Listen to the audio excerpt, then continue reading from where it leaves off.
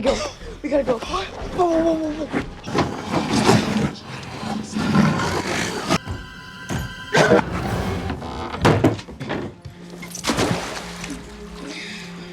Die too? No thanks. Just go. Go. No, come on. No, wait. Come on.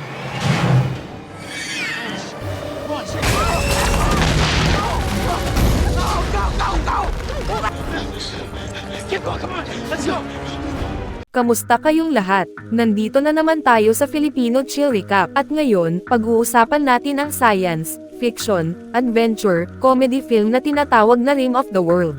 Maghanda na kayo dahil sa mga spoilers na darating. Isang napakalaking alien na barko ang papalapit sa Earth at nakapagdulot na ito ng matinding pinsala sa International Space Station. Ang nag-iisang natirang survivor na si Collins ay pilit na nagpapadala ng mahalagang impormasyon kay Dr. Fielding sa Earth pero biglang nawalan ng kuryente ang istasyon at inatake siya ng isang alien.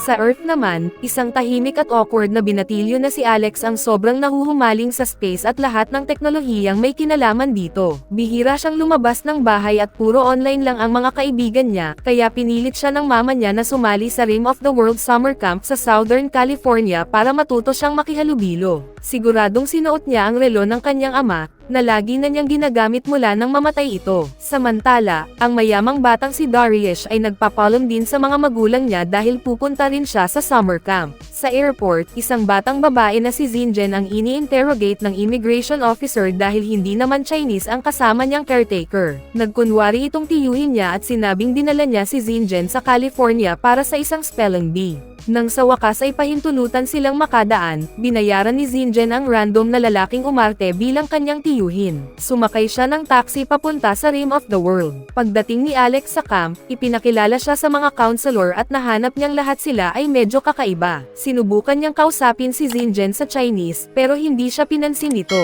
Si Darius naman ay nag-try manligaw sa isang babaeng counselor pero bigo rin. Pagdating sa activities, sinubukan din ni Darius asarin si Xinjen pero iniwasan din siya nito at dumiretso sa zipline. Sumunod ang turn ni Alex pero nahilo siya at natakot, kaya agad siyang bumaba. Tinawag siyang duwag ng isang counselor kaya nasaktan siya at nagtatakbo palayo. Kinagabihan, maingay ang lahat sa campsite kaya nagpunta si Alex sa tulay para maghanap ng katahimikan. Nandoon din si Xinjen, kaya magkatabi lang silang nanahimik at nag-enjoy sa presensya ng isa't isa. Kinabukasan, dinala ang mga bata sa lawa para magkano, pero na-delay ang activity dahil may nagtirik sa kano. Habang naghihintay ang grupo, naglakad palayo si Xinjen at sinundan siya ni Alex, sabay sabing delikado doon pero hindi siya pinansin ng dalaga. Sa huli, nakarating sila sa lookout na nasa camp flyer at natuwa si Xinjen sa ganda ng tanawin. Sakto namang tumawag ang mama ni Alex, pero kailangan niyang itabi ang phone niya nang biglang lumabas mula sa mga puno si Darius matapos magbawas. Hinayla ni Darius si Alex papunta sa gilid ng bangin at sinabing makakatulong ang exposure therapy para malabanan ang takot niya sa heights. Biglang lumitaw si Gabriel sa likod nila at sinabihan si Darius na bitawan si Alex. Galit na sinabi ni Darius na marunong siya ng martial arts pero bago pa siya makagalaw, sinapak na siya agad ni Gabriel at tinulungan si Alex. Bigla nilang narinig ang isang malakas na pagsabog at sabay-sabay silang nakatanggap ng alert sa kanilang phones. Galing ito sa emergency broadcast system na nag-uutos sa lahat ng sibilyan na mag-evacuate at lumayo mula sa anumang hindi kilalang aircraft. Nagmadali silang bumalik sa lawa pero wala nang tao doon. Narinig nila ang isa pang malakas na pagsabog at napansin ang sunod-sunod na pagputok sa kalangitan, kaya nag-try silang tumawag ng saklolo. Wala nang battery ang mga cellphone nila, at biglang nagbago ang ilaw sa paligid habang mabilis na lumilipad ang mga eroplano sa ibabaw ng lawa. Nagpasya ang grupo na bumalik sa camp pero pagdating nila roon, wala nang tao. Iniwan na sila ng lahat. May nakapaskil na karatula na nagsasabing bumaba na ang lahat sa bundok at ang sinumang naiwan ay dapat tumawag sa 911. Sa isang mesa, nakita nila ang isang counselor na nakatulog habang nag-e-evacuate ang lahat. Uminom si Xinjen mula sa bote nito na may nakasulat na milk at napagtantong alak pala ito, kaya lasing at tulog na tulog ang counselor. Pumasok ang mga bata sa main building ng camp at nadiskubring wala ng kuryente kaya hindi gumagana ang mga telepono. Napagtanto ni Alex na ang mga pagsabog ay dapat galing sa EMP grenades na kayang pumatay ng lahat ng electronic devices sa napakalaking area. Bigla silang nakarinig ng panibagong mga pagsabog at tumakbo palabas ang mga bata para makita ang mga jets ng Air Force na nakikipaglaban sa mga hindi kilalang barko sa langit. Nagsimulang masira ang paligid dahil sa atake at nag-crash ang mga natalong eroplano, kaya napilitang tumakbo ang grupo. Pero isang pagsabog ang tumilapon sa kanila, at pagbangon nila, bumagsak sa harap nila ang isang spacecraft at napadapa silang muli. Nakilala ni Alex na ito ay pod mula sa International Space Station, at nang hawakan ni Gabriel ito, napaso ang kamay niya. May dalang bote ng tubig si Zinjen, pero bago pa ito gamitin, nainom muna ng tanga si Darius ng kaunti. Ibinuhos ni Gabriel ang natitira sa pinto ng pod para subukang buksan ito. Pinigil siya ni Darius. Sinasabing balot sa berdeng malagkit na bagay ang pod at hindi nila alam kung ano iyon. Biglang sumabog ang pinto at tumilapon si Darius habang gumapang palabas si Collins. Ibinigay niya ang kwintas na may susi kay Alex at sinabing dalhin ito kay Fielding sa nasa lab sa Pasadena. Nasa susi raw ang lahat kasama na ang tinatawag na Excalibur. Pagkatapos noon, lumitaw ang isang dambuhalang alien sa likod nila. Ayaw iwan ni Gabriel si Collins, pero sinabi nitong tumakbo sila para mabuhay. Habang tumatakbo ang mga bata, ipinasok ng alien ang napakalaking daliri sa bibig ni Collins para patayin siya. Pagkatapos noon, naglabas ang higanteng alien ng mas maliit na alien na parang aso mula sa katawan nito at ipinadala ito para habulin ang mga bata. Pumasok sila sa main building at nagtago sa kusina. Naglalakad ng dahan-dahan si Darius pero nakabasag siya ng kalat kaya hinabol siya ng alien dog. Habang gumagapang si Darius sa mga gamit ng kusina, bumagal ang alien dog dahil sa singaw mula sa makina. Sa huli, nakatalon ito ng malaki pero nakayuko ang mga bata at natrap ito ni Zinjen sa oven. Lumitaw naman ang malaking alien sa pinto, kaya nagtakbuhan ang mga bata palabas at iniwasan ang braso ng halimaw nang sirain nito ang pader. Nakapagtago sina Gabriel at Darius sa ilalim ng hagdan habang sina Alex at Zinjen ay nagtago sa banyo. Bumaba ang alien sa hagdan at napilitang takpan ni Gabriel ang bibig ni Darius para hindi ito mapasigaw. Nang makitang papunta ito sa banyo, wala nang nagawa sina Alex at Zinjen kundi pumasok sa isang lalagyan na puno ng dumi. Naiayang kumbansihin ni Gabriel si Darius na lumabas para tulungan ang dalawa. Nakita nilang paakyat sa chimney ang alien dog.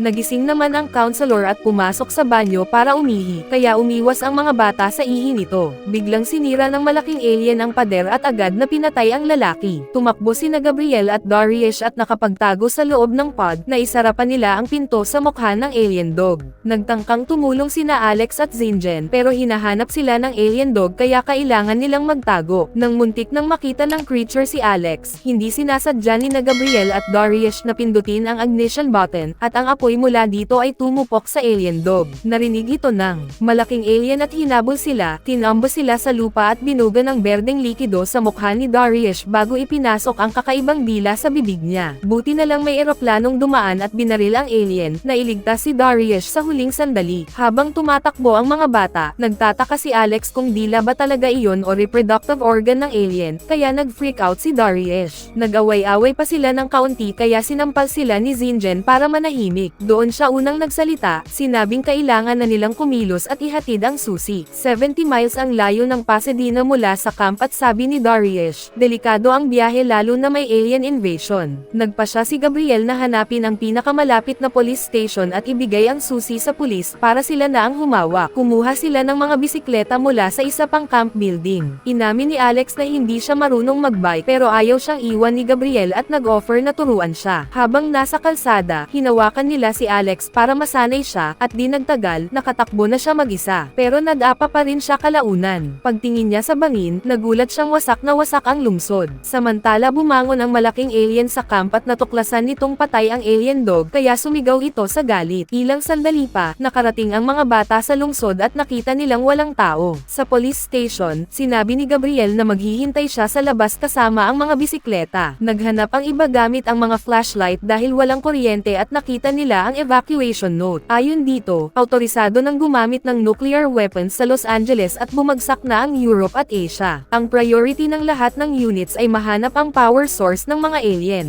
Sa isang selda, nakita ni Alex ang isang bilanggo na si Lou na humihiling na palayain siya. Sabi ni Darius, masamang idea ito pero hindi sumang-ayon si Zinjen dahil hindi raw nila dapat pagpasyahan kung may karapatan ba itong mabuhay o hindi. Nang sabihing may anak siyang naghihintay, iniwan ni Alex ang susi sa harap ng selda at sinabing makaalis siya pagkatapos matapos nilang umalis. Nagpatuloy ang paglalakad ng mga bata sa lungsod gamit ang kanilang mga bisikleta at may mga sasakyang dumaan. Sinubukan nilang kunin ang atensyon ng mga ito pero bigla silang pinalibutan ng mga armadong sundalo. Nang makita silang mga bata, ibinaba ng mga sundalo ang kanilang armas at binati ng commander si Alex nang ibigay nito ang susi para kay Fielding. Inilagay sila sa isang bus para dalhin sa evacuation center. Pero habang umaalis ang convoy, biglang nagpaputok ang isang alien spaceship at winasak ang buong convoy sa loob lamang ng ilang segundo. Naipit ang driver sa gumuhong bubong at sinabi nitong tumakbo na ang mga bata. Paglabas nila, nakita nila ang matinding labanan sa pagitan ng tao at alien, kabilang ang isa pang alien dog na pumapatay ng mga sundalo. Nag-ikot ang mga bata habang iniiwasan ang mga atake hanggang makita nila ang commander na naipit sa ilalim ng sasakyan. Alam nitong mamamatay na siya, kaya ibinalik niya ang susi kay Alex at inutusan siyang iligtas ang mundo. Kinuha ni Zinjen ang isang radio at tumakbo sila palayo, nakaligtas bago sumabog ng malaki ang buong area at napatay ang natitirang mga sundalo. Makalipas ang kaunting oras, naglalakad ang grupo sa San Gabriel Valley at hindi matapos-tapos ang reklamo ni Darius, kaya sinabi ni Zinjen na magpapahinga sila. Binanggit ni Gabriel na malapit ang bahay nila pero hindi siya makauwi dahil tumakas siya mula sa juvie. Natatakot siyang hindi na siya tanggapin ng mama niya, pero dahil lumilipad na ang mga alien sa paligid, wala na silang ibang pagpipilian kundi magtago sa bahay nila Gabriel. Wala nang tao sa bahay at magulo dahil nilooban na ito. Pagkatapos nilang makahanap ng pagkain, nagkwentuhan sila tungkol sa buhay nila. Ipinahayag ni Darius na lagi siyang pressured magpakakol dahil sa mga mayayamang kaklase niyang laging nambo-bully sa mga mahihinang bata. Aking walang tatay si Gabriel at tumutulong sa nanay niya sa grocery store. Isang araw nagkamali siya sa sukli at inakusahan siyang nagnakaw, kaya hindi niya napigil ang manapak. Natanggal sa trabaho ang mama niya at hindi na siya dinalaw sa kulungan. Pinagaan ni Zinjen ang loob niya, sinabing walang pumipili ng pamilya pero pwede kang gumawa ng panibagong pamilya. Nag-selfie ang grupo. Dalawa lang ang kama sa bahay kaya nag-away ang mga lalaki kung sino ang makatabi kay Zinjen. Nanalo si Alex. Sinubukan niyang mag-focus sa Rubik's Cube pero hinawakan ni Zinjen ang kamay niya at sinabing masaya siyang siya ang kasama niya. Bandang madaling araw, nagising ang mga bata dahil sa kakaibang ingay. Lumabas sila sa backyard at napalibutan ng mga armadong maskarang lalaki na pinamumunuan ni Lo. Inamin nitong masama siyang tao at hinihingi niya ang susi kay Alex dahil balak niyang ibenta ito ng mahal. Tumanggi si Alex kaya tinutukan siya ni Lo ng kutsilyo. Biglang lumitaw ang malaking alien at pinatay ang mga armadong lalaki isa-isa. Nagpaputok si Lo para ipagtanggol ang sarili pero pinatay din siya ng creature. Habang tumatakbo ang mga bata, napansin ni Gabriel ang swimming pool at nagkaroon ng ideya. Humingi siya ng glow sticks kay Zinjen at iniwagayway ito para makuha ang atensyon ng alien habang mabilis siyang tumawid sa pool. Sinubukan siyang sundan ng alien pero nahulog ito sa tubig at natrap sa protective canvas. Kinabukasan, habang naglalakad sila sa East Los Angeles, napagtanto ni Alex na ang alien kagabi ay ang parehong alien mula sa camp, ibig sabihin mabilis itong maghilam. Nagreklamo na naman si Darius at sinabing hindi na dapat si Alex ang leader nila. Pinagtanggol si Alex ni Gabriel kaya nauwi ito sa santukan. Pinaghiwalay sila ni Zinjen. Doon na ibinunyag ni Darius na nasa bingit ng pagkabangkarote ang pamilya niya at makukulong ang tatay niya, kaya pinadala siya sa summer camp. Habang nagsusorry sina Darius at Gabriel sa isa't isa, may narinig na kakaibang tunog si Zinjen mula sa radio. Mensahe ito sa Morse code mula kay Fielding na nagsasabing magmadali sila. Samantala sa pool, nagsisimula ng umakyat ang alien. Tumigil muna ang mga bata sa isang mall para kumuha ng malilinis na damit. Ibinahagi ni Zinjen na umalis siya sa kanilang bahay dahil gusto ng tatay niya ay lalaki, pero ngayon ang mga kaibigan niya ang bago niyang pamilya. Pagkatapos, nakakita sila ng Ford Mustang sa labas at napagdesisyonan nilang gamitin ito. Gusto sanang mag-drive ni Alex pero hindi niya alam gamitin ang stick kaya si Zinjen ang nagmaneho. Habang iniiwasan ang mga wasak na sasakyan at mga debris, nagsisigaw ang mga bata nang biglang bumagsak ang alien sa bubong ng kotse at basagin ang windshield. Sinubukan nitong abutin sila sa bubong kaya sinadya ni Zinjen banggain ang kotse sa isang bus stop para malaglag ito. Sa kasamaang palad, mabilis na nakabalik ang alien at muling lumapag sa kotse, patuloy na pinupukpok ito. Sinigawan sila ni Zinjen na tumalon kaya lumundag ang mga bata palabas ng kotse at hinayaang mahulog ito mula sa tulay. Bumagsak ang alien sa lupa at natabunan ng kotse kaya naipit ito. Akala nila tapos na ang lahat pero nadiskubre ni Alex na naiwan niya ang key sa loob ng kotse. Nag-volunteer si Darius para kunin ito at nagsimulang maghanap habang yayanig ang sasakyan dahil pilit lumalabas ang alien. Nakuha niya ang key pero habang habang palabas, naabot siya ng alien at nasugatan ang tiyan ni Dariesh. Nagmadali siyang pumasok muli sa kotse at gumapang palabas sa kabilang pinto. Sa kabutihang palad, nakabalik siya sa mga kaibigan at nagpatuloy sila sa paglalakbay. Pagdating nila sa Pasadena, sinabi ni Zinjen kay Alex sa Chinese na gusto niya ito. Pero ilang basic na salita lang ang alam ni Alex kaya hindi niya ito naintindihan. Biglang nag-react ulit ang radio kaya sinundan nila ang tunog papasok sa isang wasak na gusali. Laking gulat nila nang makita nilang patay na si Fielding sa loob ng lab at ang mensahe ay nagmumula pala sa dugo nitong tumutulo sa Morse transmitter. Handa na silang sumuko nang biglang may boses na sumagot sa comms. Isang army general ito na nawawalan na rin ng pag-asa at inutusan silang pumunta sa shelter. Tumanggi si Alex at nagbigay ng nakakaantig na paliwanag kaya napapayag niya ang general na sabihin sa kanila ang dapat gawin. Kailangan nilang pumunta sa basement gamit ang vent at paandarin ang generator na eksaktong 4 seconds ang pagitan para mabuksan ang vault. Nandoon nakatago ang isang napakalakas na laser na tinatawag na Excalibur. Gamit ang coordinates mula sa key at ang dish sa bubong, kailangan nilang barilin ang alien mothership para tapusin ang digmaan. Nag-volunteer si Zinjen para pumasok sa vent at ipinahiram ni Alex ang relo niya, kaya hinalikan siya ni Zinjen sa pisngi bago umalis. Dahil sugatan ang iba, sinabi ni Alex na aakyat siya sa bubong kahit takot siya sa heights. Sa parehong oras, nakalaya ang alien sa pamamagitan ng paghati ng katawan nito sa dalawa. Nakalusot si Zinjen sa vent at nakarating sa basement kung saan natakot siya nang makita ang mga bangkay. Gamit ang relo ni Alex, pinaandar niya ang mga backup generator para bumalik ang kuryente. Sa main room, ginagabayan ng General sina Dariesh at Gabriel kung paano gamitin ang key para i-load ang coordinates. Sa bubong, buong tapang na umakyat si Alex sa satellite tower. Biglang lumitaw ang alien sa bubong at nag-warning ang mga bata sa pamamagitan ng speakers. Nagmadali si Alex ayusin ang dish at muntik nang mahulog, pero nakabawi siya at naisagawa ito ng tama. Umaakyat na rin ang alien sa tower, pero bago ito makaabot sa tutok, ginamit ni Alex ang kanyang belt para dumulas pababa sa power cable na parang zipline, at tuluyan niyang nalampasan ang kanyang takot. Nagmadali siyang bumalik sa loob ng gusali at isinara ang pinto. Ipinaliwanag ng general na 2 tao ang kailangan para i-launch ang Excalibur, pero nawalan ng malay si Dariesh dahil sa pagdurugo. Sa basement naman, binuksan ni Zinjen ang isang pinto nang hindi niya alam na may isang scientista pa palang buhay na nagtatangkang magbigay babala. Biglang sumulpat ang isang dog-like alien at tinapos ang babae. Sinubukan ni Zinjen magtago pero tinawag siya ni Gabriel sa speakers kaya napatingin sa kanya ang halimaw. Napilitan siyang tumakbo sa kabilang silid.